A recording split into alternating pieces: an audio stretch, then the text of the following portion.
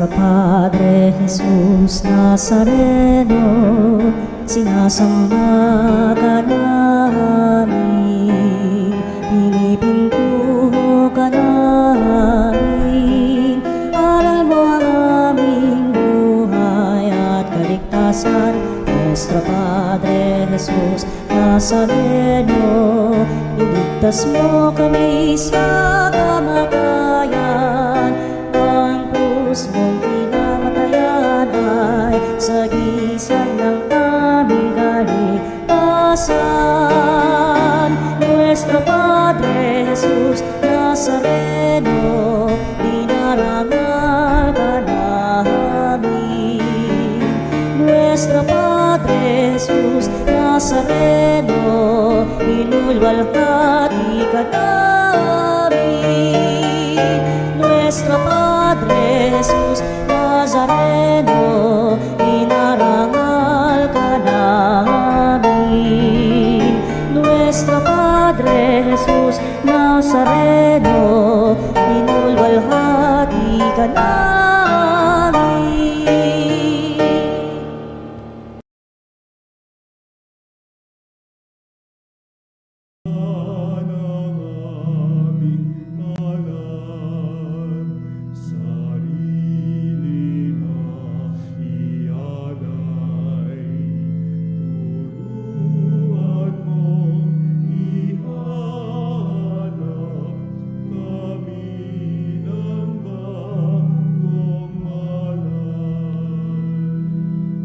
Sa ngalan ng Ama at ng Anak at ng Espiritu Santo. Amen. Sumainyo ang Panginoon. At sumaiyo rin. Mga kapatid, aminin natin ang ating mga kasalanan upang tayo'y maging marapat gumanap sa banal na pagdiriwang. Inaamin ko sa makapangyarihang Diyos at sa inyo mga kapatid na lubha ako nagkasala sa isip, sa salita at sa gawa at sa aking pagkukulang, kaya isinasamo ko sa mahal na Birheng Maria, sa lahat ng mga anghel at mga banal, at sa inyo mga kapatid na ako'y ipanalangin sa Panginoong ating Diyos. Kaawaan tayo ng makapangyarihang Diyos, patawarin tayo sa ating mga kasalanan, at patnubayan tayo sa buhay na walang hanggan. Amen. Panginoon, kaawaan mo kami. Panginoon, kaawaan mo kami. Kristo, kaawaan mo kami. Kristo, kaawaan mo kami. Panginoon, kaawaan mo kami. Panginoon, kaawaan mo kami. Manalangin tayo. Ama naming makapangyarihan, alang-alang sa dakilang pag-ibig ng iyong anak, na siyang nagbunsod upang mahalin niya ang lahat, ano pat kusan niyang inako ang mamatay para sa sanlibutan. Kami naway masigasig na tumahak sa kanyang dinaanan, sa iyong pag-akit sa kanyang pamamagitan, kasama ng Espiritu Santo, magpasawalang hanggan. Amen.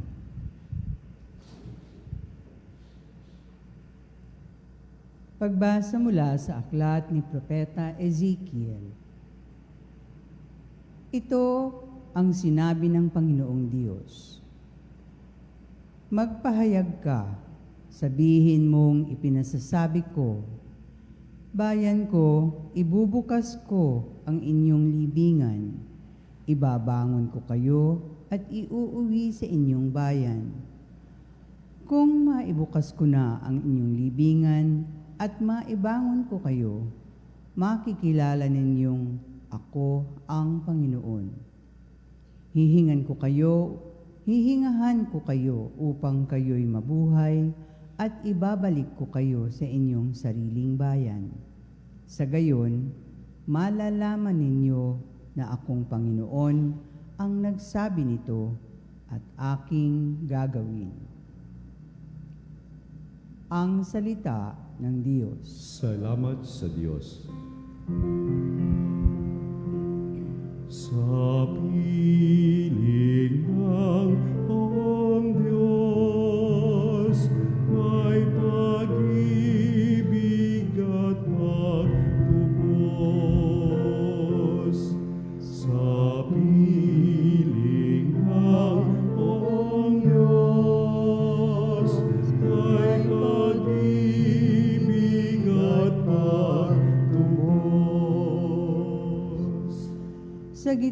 ng paghihirap, tinawag ko'y Panginoon. Panginoon, ako'y dinggin pagkat ako'y tumataghoy.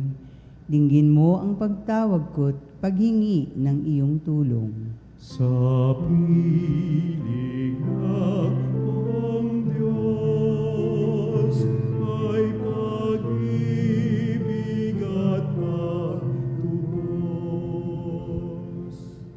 Kung ikaw ay may talaan nitong aming kasalanan, lahat kami ay tatanggap ng hatol mong nakalaan. Ngunit iyong pinatawad kasalanan ay nilimot. Pinatawad mo nga kami upang sa'yo ay matakot. Sa piling ng Diyos ay pag-ibig at pagtubos. Sabik akong naghihintay sa tulong mo, Panginoon, pagkat ako'y may tiwala sa pangako mong pagtulong. Yaring aking pananabik, Panginoon, ay higit pa sa serenong naghihintay ng pagsapit ng umaga. Sa piling ng Diyos ay pag-ibig at pagtubos. Magtiwala ka, Israel, magtiwala sa iyong Diyos. Matatag at di kukupas ang pag-ibig niyang dulot. Lagi siyang naghahandang sa sino man ay tumubos, ililigtas ang Israel yaong kanyang mga hirang. Ililigtas niya sila sa kanilang kasalanan. Sa piling ng Diyos ay pag-ibig at pagtubos. Sa piling ng Diyos ay pag-ibig at pagtubos. Pagbasa mula sa sulat ni Apostol San Pablo sa mga taga-Roma. Mga kapatid, ang nabubuhay ayon sa laman ay hindi maaaring kalugdan ng Diyos. Ngunit hindi na kayo namumuhay ayon sa laman, kundi ayon sa Espiritu, kung talagang nananahan sa inyo ang Espiritu ng Diyos. Kung ang Espiritu ng Kristo'y wala sa isang tao, hindi siya kay Kristo. Ngunit kung nasa inyo si Kristo, bagamat patay ang inyong mga katawan dahil sa kasalanan, buhay naman ang inyong espiritu dahil sa pinawalang sala na kayo. Kung nananahan sa inyo ang Espiritu ng Diyos na siyang muling bumuhay kay Kristo, ang Diyos ding iyan ang magbibigay ng buhay sa inyong mga katawang mamamatay sa pamamagitan ng kanyang Espiritong nananahan sa inyo. Ang salita ng Diyos. Salamat sa Diyos. Luwalhati at papuri, Panginoon Jesucristo. Pagkabuhay ako't buhay, nabubuhay na sino mang ako'y pinanaligan at di mapapanaigan ng kamatayan kailanman. Luwalhati at papuri, Panginoon Jesucristo. Sumainyo ang Panginoon. At sumairi. Ang mabuting balita ng Panginoon ayon kay San Juan. Papuri sa iyo, Panginoon. Noong panahong iyon, may isang tao na ang ngalay Lazaro. Nakatara ito sa Betania kasama ng kanyang mga kapatid na sina Maria at Marta. Si Maria ang nagbuhos ng pabango at nagpunas ng kanyang buhok sa mga paa ng Panginoon. Nagkasakit si Lazaro kaya't nagpasabi kay Jesus ang magkapatid, Panginoon, ang kaibigan mong minamahal ay may sakit. Ngunit nang marinig ito ni Jesus ay sinabi niya, hindi magwawakas sa kamatayan ang sakit na ito. Nangyari ito upang maparangalan ng Diyos. Sa pamamagitan nito'y maparangalan ang anak ng Diyos. Mahal ni Jesus ang magkakapatid na Marta, Maria at Lazaro. Gayon may pinaraanan pa niya ang 2 araw matapos mabalita ang may sakit si Lazaro. Bago sinabi sa kanyang mga alagad, magbalik tayo sa Judea. Rabay, sagot ng mga alagad, hindi po ba't kamakailan lamang ay tinangka kayong batuhin ng mga Hudyo? Bakit kayo pupunta na naman doon? Sinabi ni Jesus, hindi ba may 12 oras sa maghapon? Hindi natitisod ang lumalakad kong araw, sapagkat nakikita niya ang ilaw sa sanlibutan ito. Natitisod ang lumalakad kong gabi, sapagkat wala sa kanya ang ilaw. Idinugtong pa ni Jesus, natutulog ang kaibigan nating si Lazaro. Paroroon ako upang gisingin siya. Panginoon, kung gayo'y gagaling siya, tugon ng mga alagad. Ang pagkamatay ni Lazaro ang tinutukoy ni Jesus, ngunit ang akala ng mga alagad ay karaniwang pagtulog ang tinutukoy niya. Dahil dito'y maliwanag na sinabi ni Jesus, patay na si Lazaro, ngunit dahil sa inyo ako'y nagagalak na wala ako roon, upang kayo'y manalig sa akin. Tayo na, puntahan natin siya. Si Tomas na tinatawag na kambal ay nagyaya sa kanyang mga kasama. Sumama tayo sa kanya kahit sa kamatayan. Pagdating ni Jesus, nalaman niyang 4 na araw nang nakalibing si Lazaro. May 3 kilometro ang layo ng Jerusalem sa Betania at marami sa mga Hudyo ang dumalaw kina Marta at Maria upang sila'y aliwin. Nang marinig ni Marta na dumarating si Jesus, sinalubong niya ito. Ngunit si Maria ay naiwan sa bahay. Sinabi ni Marta, Panginoon, kung kayo po'y narito, hindi sana namatay ang aking kapatid. Ngunit nalalaman kong kahit ngayoy ibibigay sa inyo ng Diyos ang anumang hingin ninyo sa Kanya. Muling mabubuhay ang iyong kapatid, wika ni Jesus. Sumagot si Marta, nalalaman ko pong siya'y mabubuhay muli sa huling araw, sa muling pagkabuhay. Sinabi naman ni Jesus, ako ang muling pagkabuhay at ang buhay. Ang nananalig sa akin kahit mamatay ay muling mabubuhay. At sino mang nabubuhay at nananalig sa akin ay hindi mamamatay kailanman. Pinaniniwalaan mo ba ito? Opo, Panginoon, sagot niya. Nananalig ako sa inyo, kayo po ang anak ng Diyos, ang Mesiyas na inaasahang paparito sa sanlibutan. Pagkasabi nito, umuwi si Marta. Tinawag si Maria at pabulong na sinabi, narito ang guro, ipinatatawag ka. Pagkarinig nito, nagmamadaling tumayo si Maria at sinalubong si Jesus. Hindi pa nakararating si Jesus sa nayon. Naroon pa siya sa dakong kinasalubungan sa kanya ni Marta. Sinundan si Maria ng mga Hudyong umaaliw sa kanya. Nang siya'y nagmamadaling tumindig at lumabas, akala nila'y pupunta siya sa libingan upang manangis. Pagdating ni Maria sa kinaroroonan ni Jesus, nagpatira pa siya sa paanan nito. Panginoon, wika niya, kung narito po lamang kayo, hindi sana namatay ang aking kapatid. Nahambal si Jesus nang makitang tumatangi si Maria, pati ng mga Hudyong kasama niya at siya'y napahimutok. Saan ninyo siya inilibing? Tanong niya. Sumagot sila, Panginoon, hali kayo at tignan ninyo.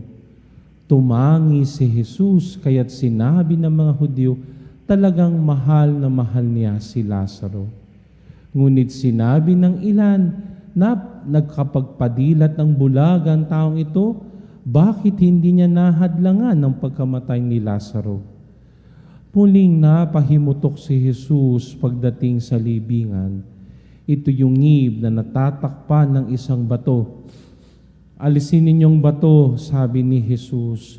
Sumagot si Marta, Panginoon, nangangamay na po siya ngayon, 4 na araw na siyang patay. Sinabi ni Jesus, hindi ba sinabi ko sa iyo na kung mananalig ka sa akin, ay makikita mo kung gaano kadakila ang Diyos? At inalis nila ang bato. Tumingala si Jesus at ang wika, Ama, nagpapasalamat ako sa iyo sapagkat dininig mo ako. Alam kong lagi mo akong dinidinig. Ngunit sinabi ko ito dahil sa mga taong nasa paligid ko upang maniwala silang ikaw ang nagsugo sa akin. Pagkasabi nito, sumigaw siya, Lazaro, lumabas ka. Lumabas nga si Lazaro. Napupuluputan ng kayong panglibing ang kanyang mga kamay at paa at nababalot ng panyo ang kanyang mukha. Sinabi ni Jesus sa kanila, kalaganin niyo siya ng makala at ng makalaya. Marami sa mga Hudyong dumalo kay Maria ang nakakita sa ginawa ni Jesus at nanalig sa kanya.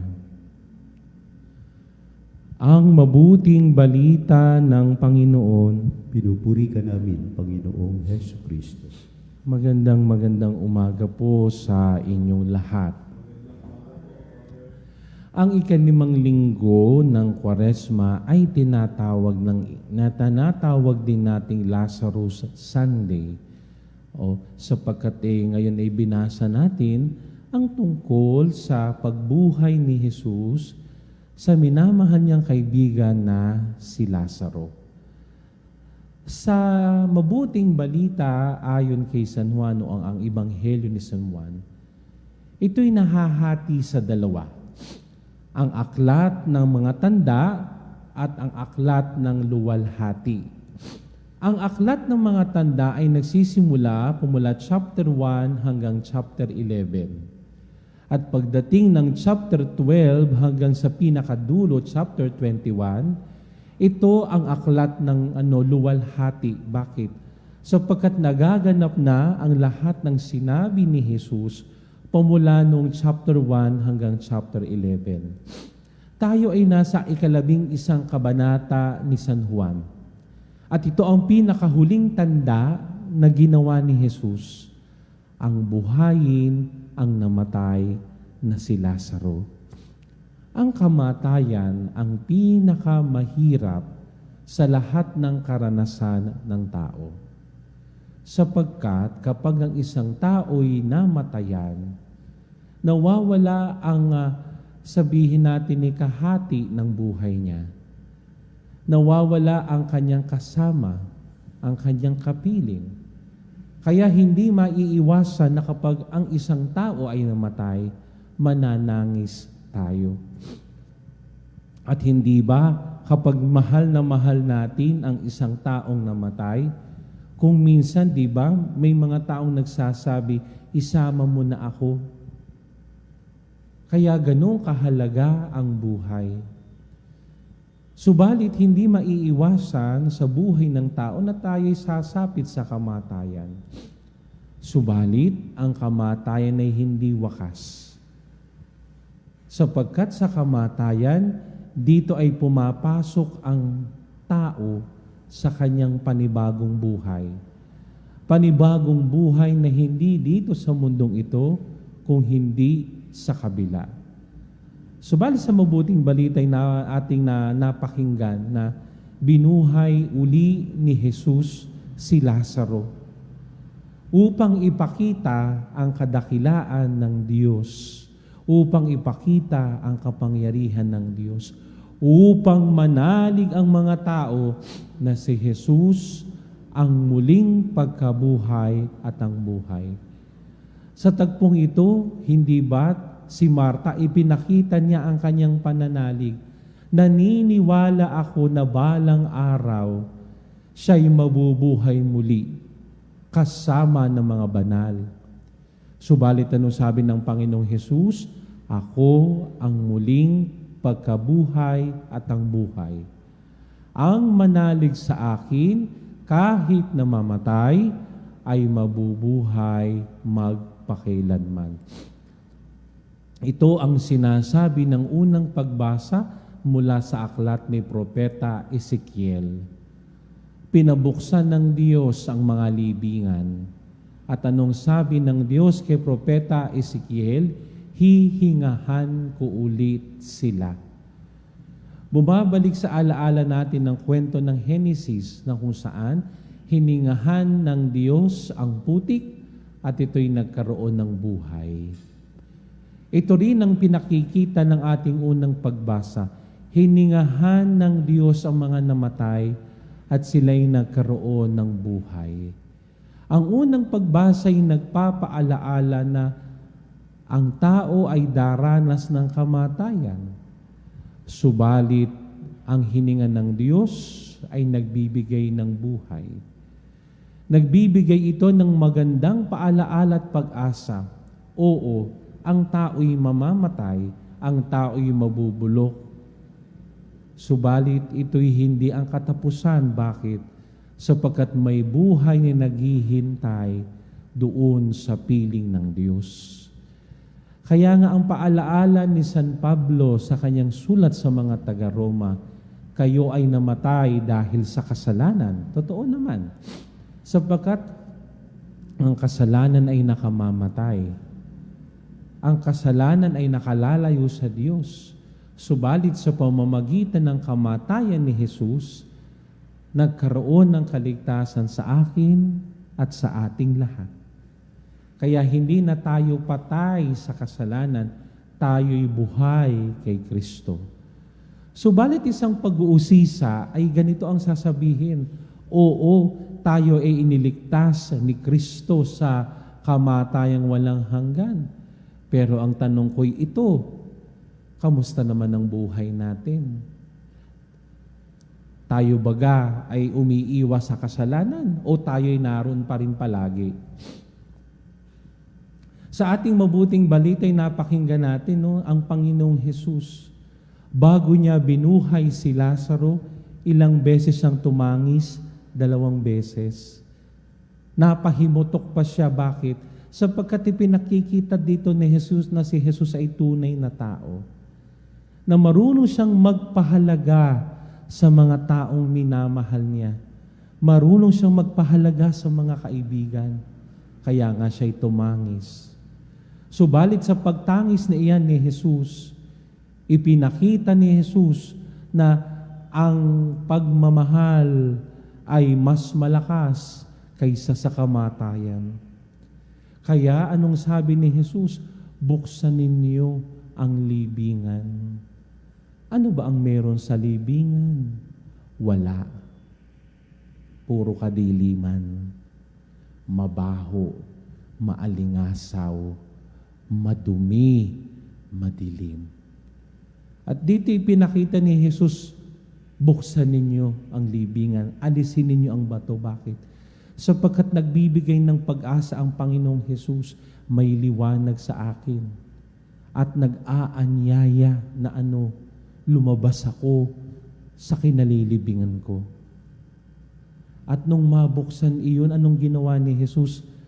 Siya muna'y nagdasal. Isang magandang paalaala ito na kapag tayo'y humaharap sa mga matinding hamon at pagsubok sa buhay, do not forget to pray. Because in prayer, miracle works. Sa pananalangin, maraming himalang nangyayari. At nung matapos manalangin si Jesus, anong sinabi ni Jesus? Lazaro, lumabas ka! Yan, nagising kayo. Yan, nagising kayo. Oh, di kayo lagising, di kayo lumabas sa inyong pagkakatulog. No. Kasi ang mga salitang yun ni Jesus ay pagpapaalala ng kailangan nating lumabas sa ating kinalilibingan. Kailangan nating lumabas sa madilim na lungga na mapasa hanggang ngayon ay naroon tayo. We have to go out. Why? Jesus is calling us. Get out of there. At nung lumabas si Lazaro, anong sabi ng Panginoong Jesus? Kalaganin niyo siya. Look at the term na ginamit. Kalaganin niyo. Saan ba natin naririnig ang salitang kalagan? Kapag mayroong tanikala, mayroong tinatawag na may chain, no, na nakagapos sa iyo. Sobra naman yung posas. Yung ano ba, no? Kaya sabi ng Panginoong Hesus, kalaganin niyo siya. Bakit? Sapagkat gusto ni Jesus maging malaya tayo. Kalaganin niyo siya nang siya ay makalaya. Minsan ang problema natin, kinakalagan na tayo ni Jesus, ayaw pa natin. Okay na ako dito, Lord, okay na ako. Hindi pwedeng ganun. Nagpapalaya si Jesus. Nag-aanyaya siya, doon tayo sa liwanag. Huwag ka na sa dilim, lumabas ka. Kasi kailangan mong ipakita ang pag-ibig ng Diyos sa iyo. Yan ang hamon ng ika-5 linggo ng Kwaresma. Gusto ni Jesus bigyan tayo ng buhay, hindi galing sa mundong ito, kundi buhay na galing sa Diyos. Sapagkat siya ang muling pagkabuhay at ang buhay.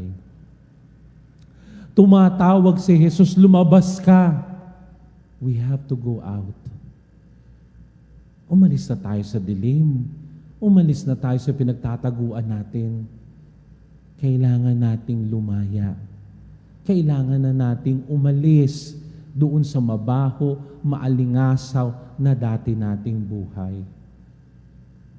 At tayo pinapaalalahanan ngayong linggong ito, manampalataya tayo. Walang imposible sa Diyos. Isang buwan na tayong nagdadasal, subalit para bagang ang gera sa gitnang silangan na hindi matapos-tapos. Huwag kayong mag-alala, huwag tayong mag-alala. Nagawa ni Jesus na buhayin si Lazaro. Magagawa niyang matapos ito. Manampalataya at manalig lang tayo sa Kanya. Huwag tayong bibitaw. Sapagkat sa pinakamatitinding hamon ng buhay, doon nating maranasan ang mapaghimalang kamay ng Diyos. Naway sa pagpasok natin sa ika-5 linggo ng Kwaresma, nawa tayo'y mapaalalahanan si Jesus ang muling pagkabuhay ng buhay. May buhay siyang inaalok, tanggapin natin. Si Jesus ay nananawag, lumabas ka. Lumabas tayo sa ating madilim na lungga. May liwanag kay Jesus. At tayo'y inaanyayahan, manampalataya tayo sa Kanya. Bakit? Sapagkat maraming himalang magagawa si Jesus. At ang pinakamagandang himalang ginawa niya ay kaligtasan para sa akin at para sa ating lahat. Panghawakan natin yan. At yan ang ating gugunitain sa ating pagpasok sa susunod na linggo sa mga mahal na araw. Tuunin ang ating paningin sapagkat ipapamalas ng Diyos ang himala niya sa atin. Amen.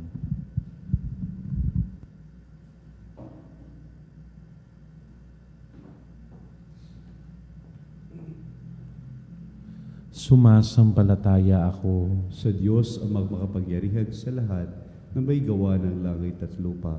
Sumasampalataya ako kay Jesucristo, isang anak ng Diyos, Panginoon nating lahat. Nagkatawang tao siya ng Espiritu Santo, ipinanganak ni Santa Mariang Birhen, pinagpakasakit ni Poncio Pilato, ipinako sa krus na matay, inilibing, nanawag sa kinaroroonan ng mga yumao, nang may 3 araw na buhay na maguli, umakyat sa langit, naluluklok sa kanan ng Diyos amang makapangyarihan sa lahat. Doon magmumulang paririto at hukom sa nangabubuhay at nangamatay na tao. Sumasampalataya naman ako sa Diyos Espiritu Santo, sa banal na simbahang Katolika, sa kasamahan ng mga banal, sa kapatawaran ng mga kasalanan, sa pagkabuhay na muli na nangamatay na tao, at sa buhay na walang hanggan. Amen. Nananalig sa kapangyarihan ng Panginoon na nagbibigay buhay, iharap natin sa Kanyang ating mga panalangin para sa mga ngailangan ng lahat ng tao at sa ating sarili. Manalangin tayo, Panginoon ng buhay, dinggin mo kami. Panginoon ng buhay, dinggin mo kami.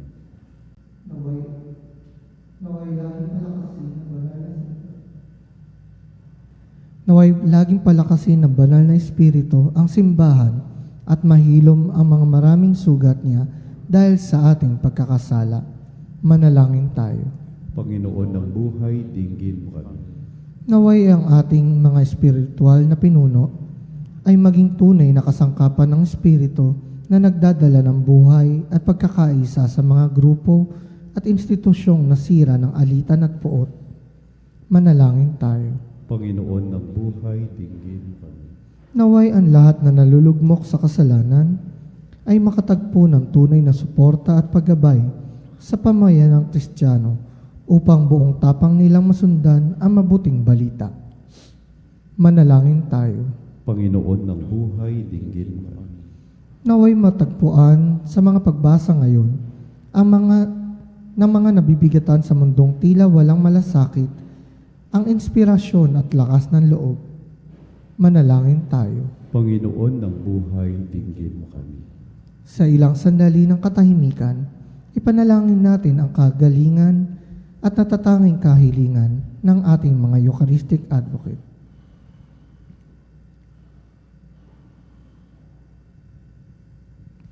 Manalangin tayo. Panginoon ng buhay, dinggin mo kami. Panginoong Diyos, sa iyo namin inihahain ang mga sugat ng aming nakaraang pagkatalo. Ibigay mo sa amin ng iyong kapangyarihang magbigay buhay na ipinamalas mo sa lambak ng mga tuyong buto at sa libingan ni Lazaro. Sapagkat ikaw ang buhay na walang hanggan, na patuloy na nagbibigay buhay sa amin magpakailanman. Amen.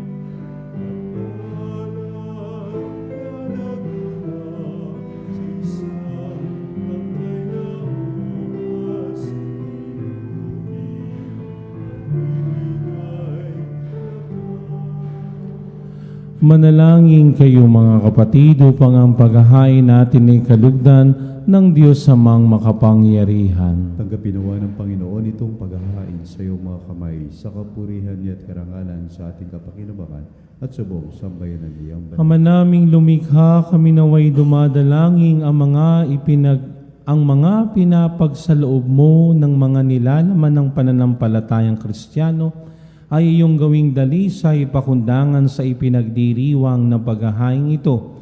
Sa pamamagitan ni Hesukristo kasama ng Espiritu Santo, magpasawalang hanggan. Amen. Sumainyo ang Panginoon. At sumayin. Itaas sa Diyos ang inyong puso at diwa. Kinasta namin sa Panginoon. Pasalamatan natin ang Panginoong ating Diyos. Marapat na siya ay pasalamat. Ama naming makapangyarihan, tunay ngang marapat na ikaw ay aming pasalamatan sa pamamagitan ni Jesucristo na aming Panginoon. Siya'y di naiiba sa amin, kaya't siya'y nagdalamhati rin sa pagpanaw ni Lazaro kaibigang giliw.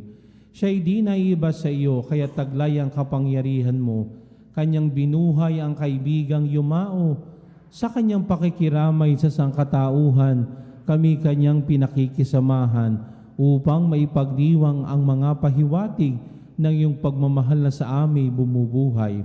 Kaya kaysa ng mga anghel na nagsisiawit ng papuri sa iyo, nang walang humpay sa kalangitan, kami nagbubunyi sa iyong kadakilaan. Santo, Santo, Santo, Panginoong Diyos ng mga hukbo, napupuno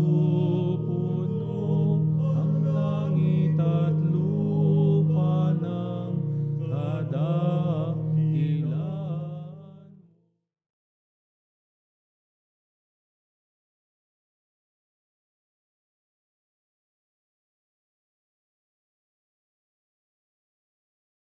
Ang naparirito sa ngalan ng Panginoon, Hosana sa kaitaasan.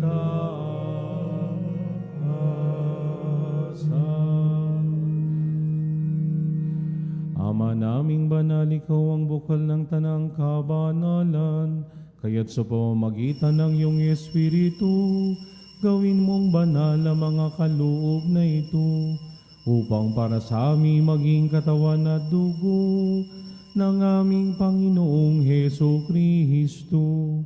Bago niya pinagtiis ang kusang loob na maging handog, hinawakan niyang tinapay, pinasalamatan kaniya, pinaghati-hati niya yun, iniabot sa kanyang mga alagad at sinabi, tanggapin ninyong lahat ito at kanin. Ito ang aking katawan na ihahandog para sa inyo.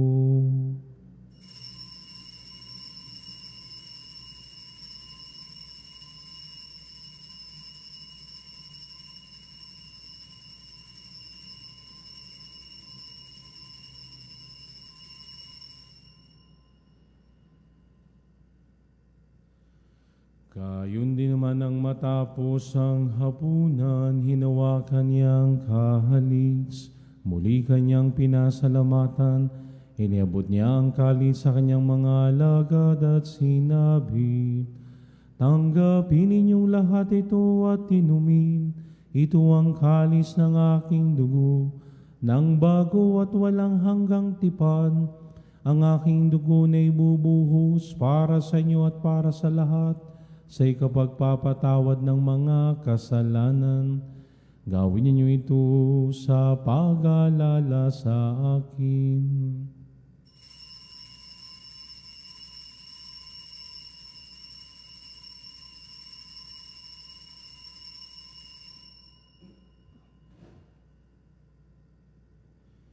Ipagbunyi natin ang misteryo ng pananampalataya. Si Kristo'y namatay, si Kristo'y nabuhay, si Kristo'y babalik sa wakas ng panahon. Ama, ginagawa namin ngayon ng pag-alaala sa pagkamatay at muling pagkabuhay ng iyong anak. Kaya tiniaalay namin sa iyo ang tinapay na nagbibigay buhay at ang kalis na nagkakalob ng kaligtasan. Kami nagpapasalamat dahil kami yung minarapat at tumayo sa harap mo para maglingkod sa iyo.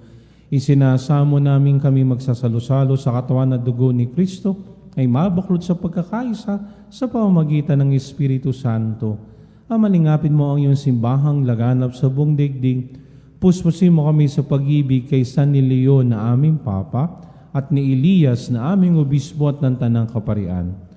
Alalahanin mo rin ang mga kapatid naming nahimlay na may pag-asang sila'y muling mabubuhay, gayon din ang lahat ng mga pumanaw. Kawaan mo sila at patuloyin sa iyong kaliwanagan, kawaan at pagindapatin kaming lahat na makasalo sa iyong buhay na walang wakas, kaisa ng mahal na Birheng Maria na Ina ng Diyos, ang kanyang kabiyak na pusong si San Jose, kaisa ng mga apostol at na lahat ng mga banal na namuhay dito sa daigdig ng kalugod-lugod sa iyo, may pagdiwang nawa namin ang pagpupuri sa ikararangal mo sa pamamagitan ng anak ng aming Panginoong Heso Kristo. Sa pamamagitan ni Kristo kasama niya at sa Kanya, ang lahat ng parangal at papuri ay sa iyo, Diyos amang makapangyarihan, kasama ng Espiritu Santo, magpasawalang hanggan.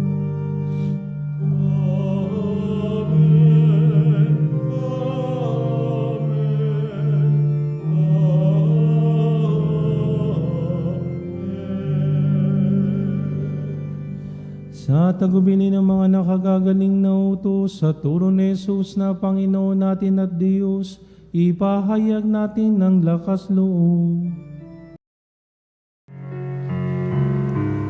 Amanamin, sumasalangit ka, sambahin ang ngalan mo, mapasa amin ang kaharian mo, sundin ang loob mo, dito sa lupa, para lang sa langit. Bigyan mo kami ngayon ng aming kakanin sa araw-araw. At patawarin mo kami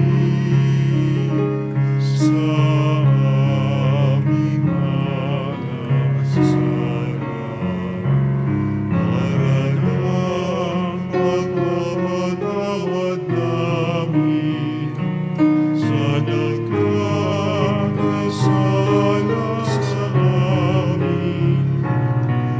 At huwag mo kami ipahintulot sa tukso, at iadya mo kami sa lahat ng masama. Hinihiling namin kami adya sa lahat ng masama, pagkalooban ng kapayapaan araw-araw, iligtas sa kasalanan at ilayo sa lahat ng kapahamakan, samantalang aming pinananabikan ng dakilang araw ng pagpapahayag ng tagapagligtas namin si Hesu Kristo. Sapagkat iyo ang kaharian at ang kapangyarihan at ang kapurihan magpakailanman. Panginoong Hesu Kristo, sinabi mo sa iyong mga apostol, kapayapaan ang iniiwan ko sa inyo, ang aking kapayapaan ang ibinibigay ko sa inyo. Tunghayan mo ang aming pananampalataya at wag ang aming pagkakasala. Pagkalooban mo kami ng kapayapaan at pagkakaisa ayon sa iyong kalooban, kasama ng Espiritu Santo magpasawalang hanggan. Amen. Ang kapayapaan ng Panginoon ay laging sumainyo. At sumaiyo. Magbigayin tayo ng kapayapaan sa isa't isa. Kapayapaan po sa inyo lahat, mga kapanalig. Cordero ng Diyos, na nagalis ng mga kasalanan ng sanlibutan, maawa ka sa amin. Cordero ng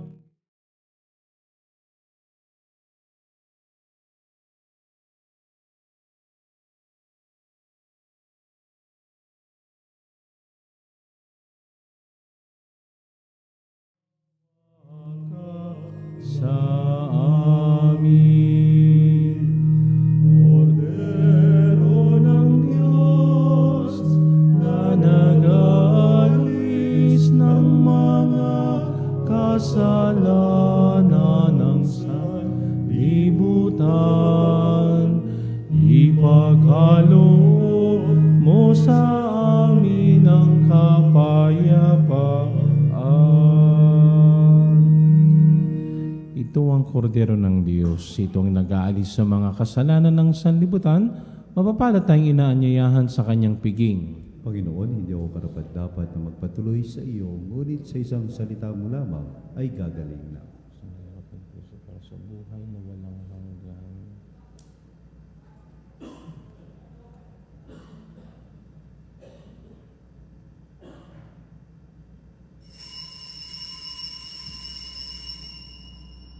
Mga kapanalig, ating dasalin ang komunyong espiritual. O Jesus, nananalig ako sa pananahan mo sa kabanal-banalang sakramento. Minamahal kita higit sa lahat at hangad ka ng aking kaluluwa. Hindi ko man matatanggap ngayon ang iyong katawan at dugo, inaasahan ko na patuloy kang mamumuhay sa aking puso. Naniniwala ako na narito ka at kaisa ka ng aking buong pagkatao. Huwag mong ipahintulot na mawalay ako sa iyo. Amen. Panalangin sa karangalan ng Nuestro Padre Jesus Nazareno. O Jesus Nazareno, katamis-tamisan naming manunubos, sa harap mo ngayon naririto kami't nangangayupapa at nagsisisi ng taos-puso sa aming pagiging walang turing sa iyo at paglimot sa di mabilang na mga biyaya mo, lalong-lalo na yaong mahalagang biyaya ng pagtutubos. Dinaramdam namin at pinagsisisihang labis, Panginoon ko, ang pagkakasala namin sa iyo. Ikinalulungkot namin ang pagiging dahilan ng pagpapasan mo ng krus na iyan sa gitna ng mga hirap at kapaitan, hanggang sa inihandog mo ang iyong buhay sa bundok ng Kalbaryo, sa pagkaibig mo lamang na matubos kami at ang sangkatauhan mula sa sala. Pakabanalin mo, O Panginoon, ang aming pagnanais at ipagtanggap mo sa amin ang iyong biyaya. Maging tagapamagitan nawa ang iyong ina, ang kalinis-linisang Birheng Maria.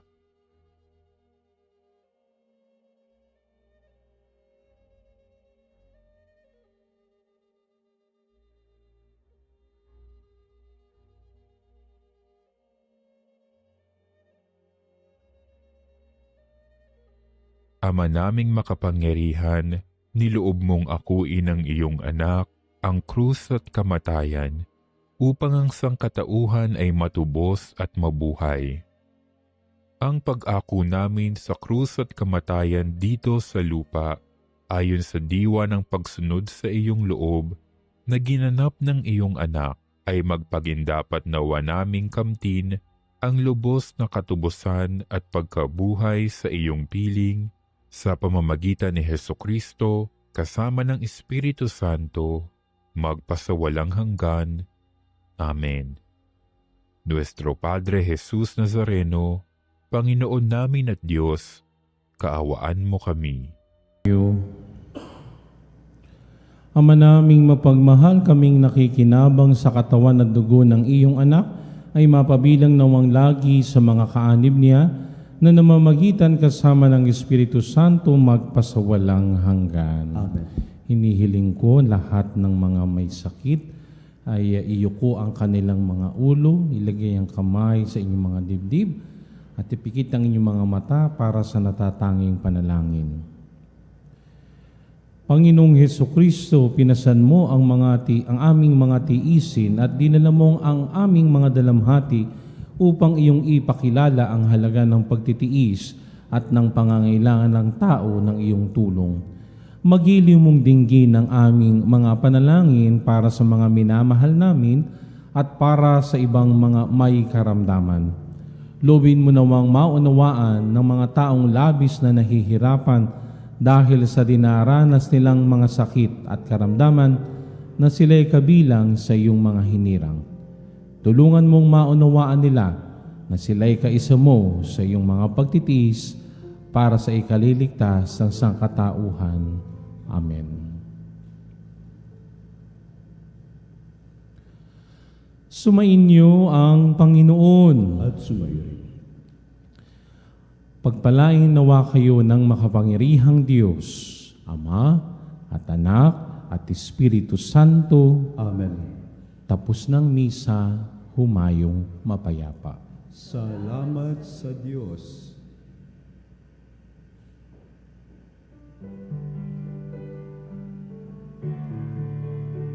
Walang sino man ang nabubuhay para sa sarili lamang. Walang sino